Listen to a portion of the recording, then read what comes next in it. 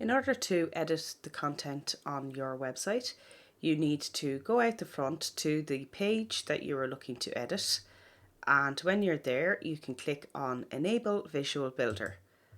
So this will load. It might take a little bit longer right now just because I'm recording this video, but it'll generally load quite fast and you will be able to hover over elements and click and edit them as you please. So it's what you see is what you get editor. This means that you can edit content here and it will look the same for people when it's edited. Just be cautious that you're not editing content while your website is in live mode. So make sure to put it under construction if your website is live and you're making edits. This way people won't get confused with text changing as they're reading the text on your page. So we will cover in another video, another series of videos, all of these elements here that are editable.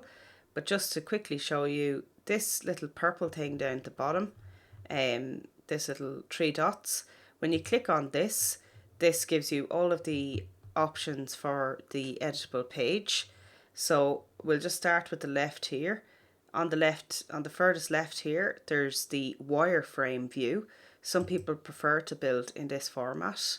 So this will allow you to go quickly through your content. It loads very fast. It allows you to see the elements of your website. This is a more traditional builder view, and it allows you to quickly click in and edit options. Then there's the zoomed view. So this allows you to see your website on magnified. We will go to desktop view, so this is like it's zoomed out. When you go to desktop view, it shows you what your website will look like on the desktop. When you go to tablet view, so the little picture of the tablet, it shows you what it will look like on a tablet. And when you go to mobile view, it will show you what it will look like on a mobile. On occasions, especially if you're adding code blocks or different things like that, they may look a little bit different in the back end. So this looks slightly different. This is a form. So there are occasions where things look a little bit different in the back end, but they look fine out the front end and vice versa. So just make sure to check your website on the front end as well when you're making changes. So just to keep going through this content, this plus here is to add template pages to load things from the library. So to load a page from the library, and this would be relevant to you if you have templated pages, and we will advise you if you have those templates, and we will send you the relevant videos. This allows you to download a page to the library. So if you really like this page and you want to create it as a template, you can do so by downloading. We generally tend to do this for our clients to save you all of that hassle. So if we're saying to you to load a template, then you just press plus here.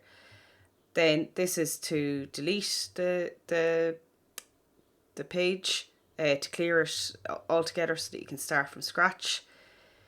This X in the middle just simply gets rid of that purple thing down here, just in case you accidentally click something here when you want to be clicking an element on your page.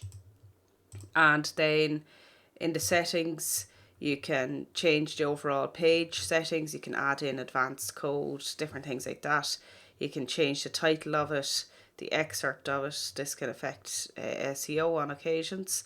And you can change the featured image of the page with ease. Then in this clock, this one you'll be visiting quite regular. So you can see that we've loaded the page, and this history thing lets you click back through things just to undo changes that you might have made that you don't want to have made. This clock works for as long as you have this visual builder open, but when you close the visual builder, then this clears as well. And then this allows you to export the page, and not that you would need to do that, that's only relevant to a web developer.